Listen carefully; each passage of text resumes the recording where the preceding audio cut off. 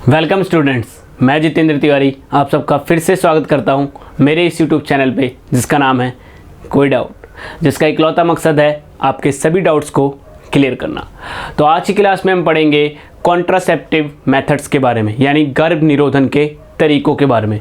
ये टॉपिक इस चैप्टर का आपकी पूरी क्लास 10 का सबसे ज़्यादा मोस्ट इम्पॉर्टेंट टॉपिक है। ये हमेशा पेपर में आता है। तो सबसे पहले आता है कि कॉन्ट्रासेप्टिव मेथड या कॉन्ट्रासेप्टिव यानी गर्भ निरोधन है क्या। It is an artificial method और device use to prevent pregnancy, यानी एक ऐसा तरीका है या एक ऐसा यंत्र है जिसकी मदद से हम गर्भधारण को रोक सकते हैं, यानी अनवांटेड प्रेगनेंसी या प्रेगनेंसी से बच सकते हैं। उस तरीके को हम कॉन्ट्रासेप्शन यानी गर्भ निरोधन कहते हैं। तो ये 4 तरीके के हैं। ऐसे कितने मेथड्स पाए जाते हैं? 4 मेथड पाए जाते हैं। क्वेश्चन आता है कि कॉन्ट्रासेप्टिव मेथड्स के बारे में बताओ। तो ऐसे 4 मेथड है। पहला मेथड है mechanical barrier, mechanical barrier method.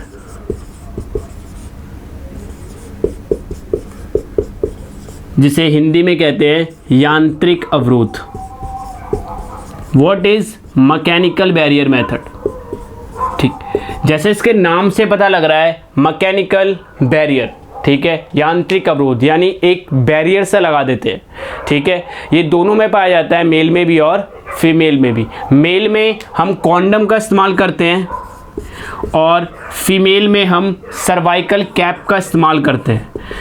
ये दोनों में होता है। क्या करते हैं कि जो पेनिस होता है, शिशन, मेल में पेनिस यानी शिशन के ऊपर कॉन्डम का इस्तेमाल कर लिया जाता है, कॉन्डम ऊपर से लगा लिया जाता है। इससे क्या होता है, जो भी स्पर्म यानी शुक्राणु प्रोड्यूस होता है वो फीमेल बॉडी में प्रवेश नहीं कर पाता है। और सेम सर्वाइकल कैप का भी इसी तरीके से यूज़ किया जाता है। बस फ़र्क इतना है कि इसे फीमेल यूज़ करती है और कॉन्डम को मेल यूज़ करता है।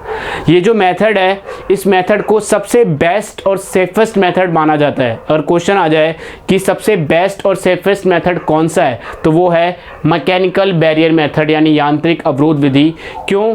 क्योंकि इस मेथड के यूज़ करने से किसी भी तरीके का कोई साइड इफ़ेक्ट नहीं होता, किसी भी तरीके का हेडेक नहीं होता, कोई हार्मोनल इम्बैलेंस नहीं होता, नोजिया नहीं होता, वॉमिटिंग नहीं आती, या एब्डोमिनल पेन, जो स्टमक के अंदर पेन होता है, ऐसा कुछ भी नहीं होता है। इसलिए इस मेथड को सबसे बेस्ट यानी अच्छा माना जाता है। जो सेकंड मेथड होता है उसे हम कहते हैं केमिकल मेथड यानी रासायनिक विधि। इस मेथड के अंदर क्या होता है, जो फीमेल होती है वो बाहर से गोलियां यानी पिल्स का इस्तेमाल करती हैं और उसे खाती हैं, यूज़ करती है। ऐसा करने से क्या होता है, उन पिल्स यानी दवाइयों में कुछ हार्मोन्स पाए जाते हैं, जिसकी मदद से हमारे जो फीमेल्स की बॉडी में ओवरी होता है, अंडाशय, वो जो एग प्रोड्यूस करती थी यानी जो अंडा उत्पन्न करती थी वो प्रोड्यूस यानी उत्पादित नहीं होता, वो ओवरी के अंदर ही रह जाता है। तो जब एग ही प्रोड्यूस नहीं होगा तो फर्टिलाइजेशन या निषेचन कंप्लीट नहीं हो पाएगा और एक वुमेन प्रेगनेंसी को अवॉइड कर पाएगी। बट जो ये मेथड है इसके बहुत ज़्यादा साइड इफ़ेक्ट है, क्योंकि उस पिल्स यानी दवाइयों का इस्तेमाल करने की वजह से वुमेन्स के अंदर नोजिया आता है, मतलब उन्हें वॉमिटिंग सी महसूस होती है, उनका जो स्टमक होता है उसके अंदर दर्द सा शुरू हो जाता है, उनका जो मेंस्ट्रुएशन पीरियड है, जो ऋतुस्राव है, वो आगे बढ़ जाता है या कभी कभार आना ही बंद हो जाता है। और भी कई तरीके के साइड इफ़ेक्ट इस दवाइयों की वजह से देखे जाते हैं। इसलिए इस मेथड को बिल्कुल भी सेफेस्ट माना नहीं जाता है। तो इसलिए इस मेथड का यूज़ करना नहीं चाहिए, इस मेथड को अवॉइड करना चाहिए। थर्ड मेथड होता है IUCD। IUCD जो होता है इसकी फुल फॉर्म होती है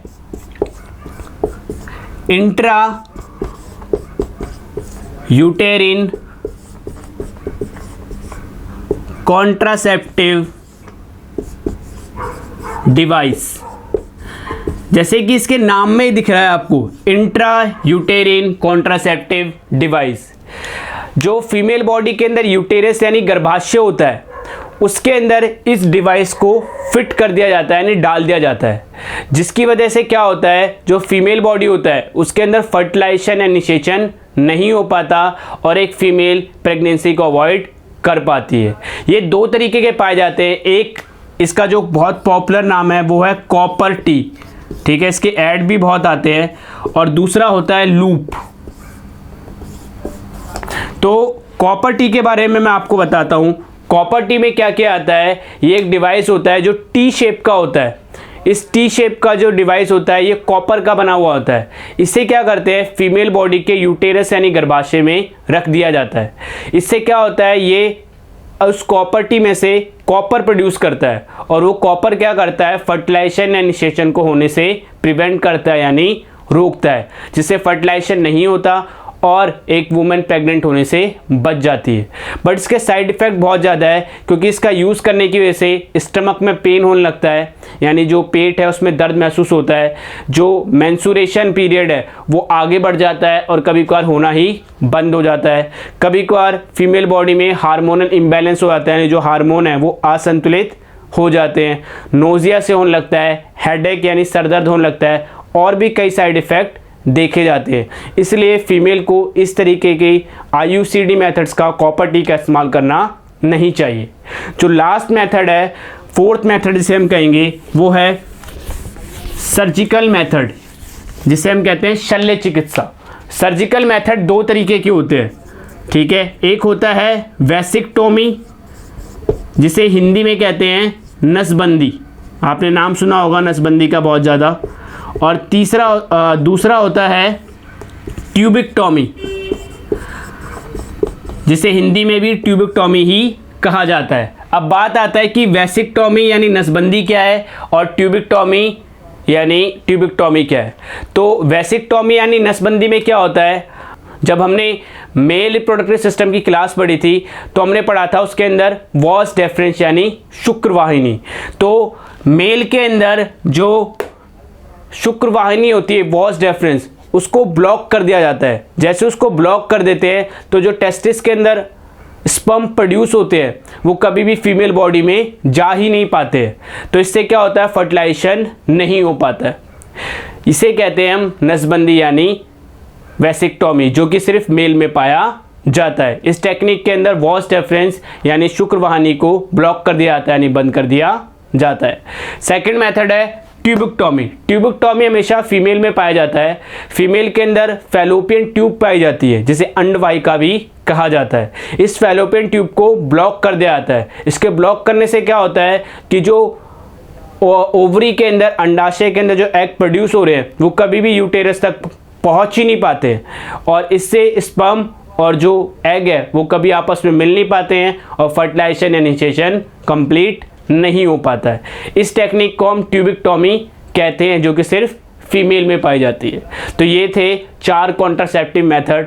फर्स्ट था मैकेनिकल मेथड, जिसे हम यांत्रिक अवरोध कहते हैं, जो कि सबसे बेस्ट मेथड है। सेकंड था केमिकल मेथड यानी रासायनिक मेथड। तीसरा था हमारा IUCD, जिसमें कॉपर टी का इस्तेमाल किया जाता है। और चौथा था सर्जिकल मेथड। सर्जिकल मेथड को भी अच्छा नहीं माना जाता है, क्योंकि हमारी बॉडी जैसे है वो बेस्ट है, इसके अंदर किसी भी तरीके के कोई सुधार करने की ज़रूरत नहीं है। आगे आते हैं STDs। STDs क्या होता है, ये कोई कॉल वाला STD नहीं है, ये दूसरा STD है। इस STD का मतलब होता है सेक्सुअली ट्रांसमिटेड डिजीज़।